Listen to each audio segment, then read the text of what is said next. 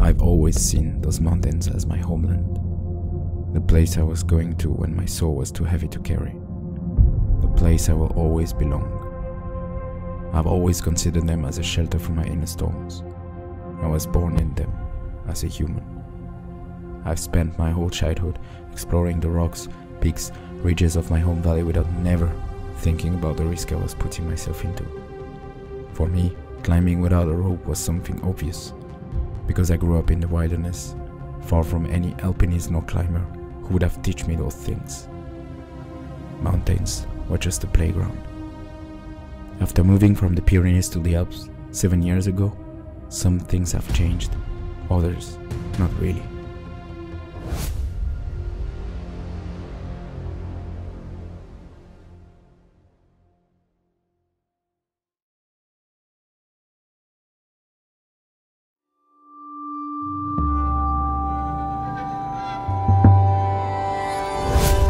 What's up everybody, and welcome to this new episode of Explore the Backyard. Today we are still in Chamonix because it's a nice place to start, and we are now going down the ridge of the Aiguille du Midi, looking to reach the Abri-Simon, where I will drop some of my stuff. And then I'm going to have a tour around and see what's possible to do at this period of the year. For a guy like me, like many others here, Chamonix is our Disneyland. It opens so many ways, gives so many choices.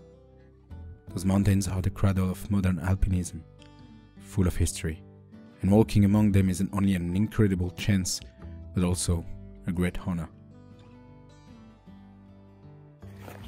Look at this, look at this.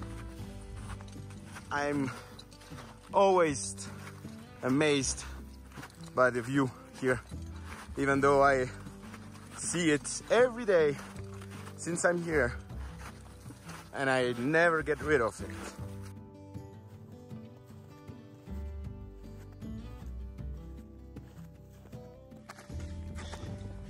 Here it is, the mighty Abri-Simon, the small hut in the mountains. Quite cute. Honestly, I do not consider myself an alpinist. I'm just a mountain enthusiast. I do not pretend to do extreme stuff. I'm just playing in my own range of possibilities. But what I'm about to do today is from far the most technical route I've ever faced, on site, which means that it's going to be my first try ever, jumping straight into the unknown. The mighty Tackle Triangle. I've been watching this face since so long. It's one of the most famous places in the massif to practice gullies and short couloirs, quickly accessible from the gondola.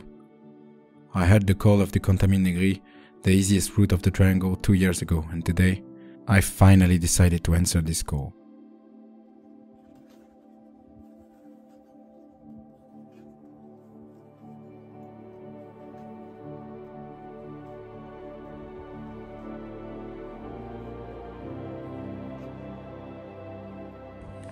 So we are down the route, and looks quite okay in terms of conditions. The beginning is a bit exposed here, but maybe I can actually take this route and then come back to the other one, so I'm less exposed under the seracs, which would be nice, not to freak out completely. I finally decided to give it a try, and after spending 10 minutes finding my way above the backroom at the bottom of the couloir, I started to move forward.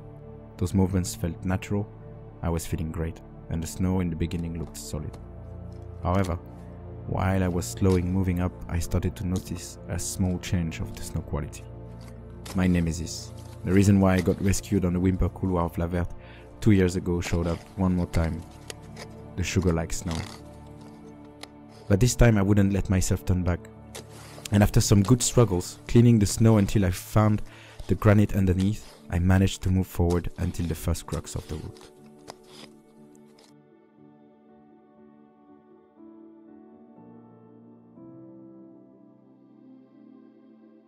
first crux was a 10-meter blue ice gully, 60 degrees. It directly put me into the mood and I had to gather all my strength and focus to pass it. Here, falling isn't an option anymore. Even though I wouldn't die, I would probably hurt myself badly. After a couple of moves, I'm finally out of this bottleneck and I can take a well-deserved rest, putting myself together again in order to keep going with the same pace.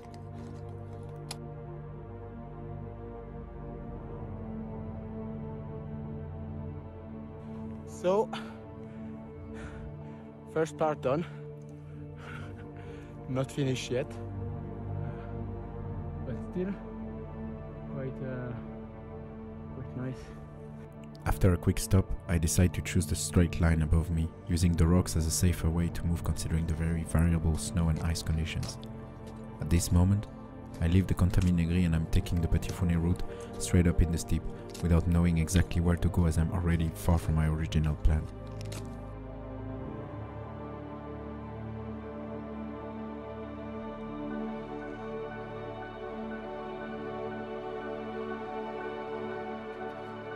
Once I reach the rocks, I realize how fragile they are, even the big ones. I adapt and think about every one of my moves, checking twice every hole to be sure not to fall with one of them.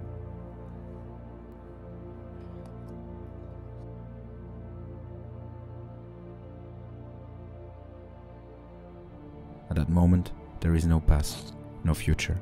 I'm experiencing a total and absolute instant of life.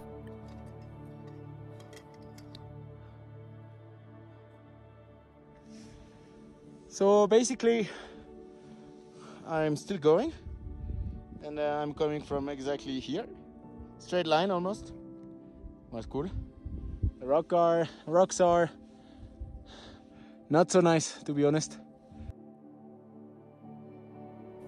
After this rocky part, full of surprises, I'm crossing another snowy section. My progression is slowed down again, but here I feel quite safe. Not steep, just slow.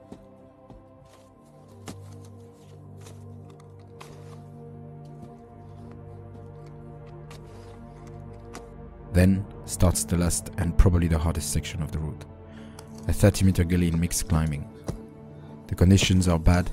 The holes in the rocks are covered by a sugar-like snow, and the only iced part is a 20-centimeter width portion straight in the middle. At this moment, I know that any mistake will be fatal. I'm alternating between my bare hands and ice axes, switching from ice to rock, rock to ice. Never been climbing that much with crampons before, and it's something very special to rely on such a small hole on one foot to carry almost all your weight. Slowly but safely, I'm making my way out to the final reach, where I feel a huge relief once reached.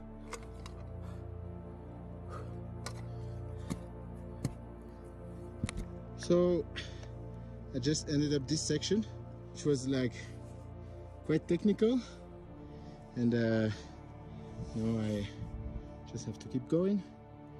But it was a very intense moment, because here and everywhere else actually, but especially here,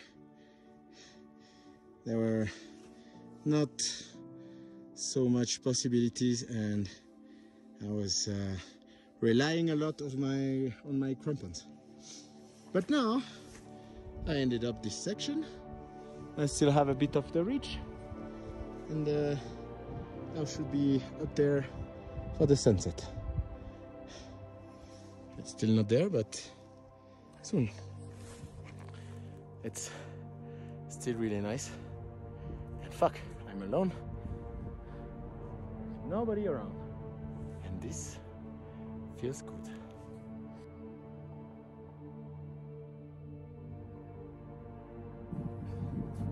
Oh. Progressively, finally reaching the ridge. The so expected final ridge. Is that what I came for? This feeling of relief after spending 3 hours walking on the thin edge between life and death.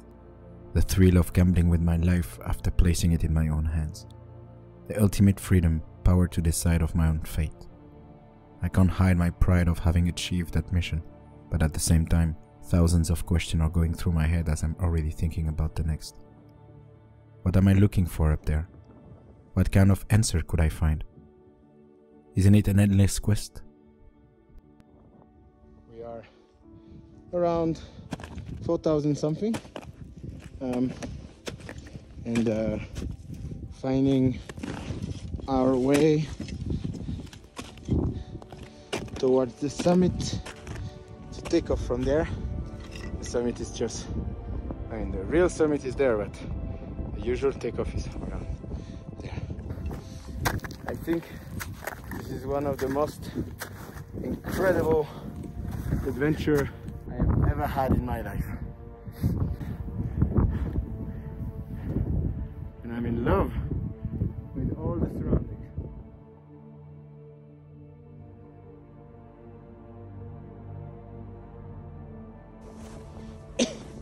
And here we finally are. Woo! Fuck! This is good.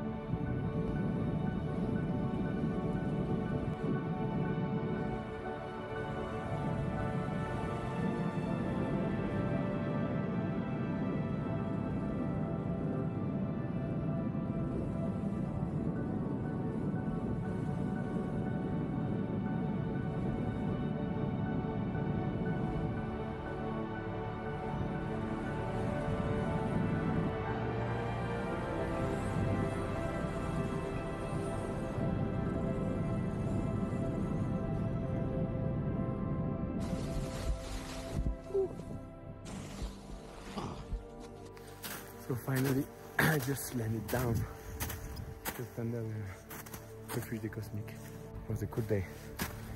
Now it's time for a bit of rest, a bit of editing,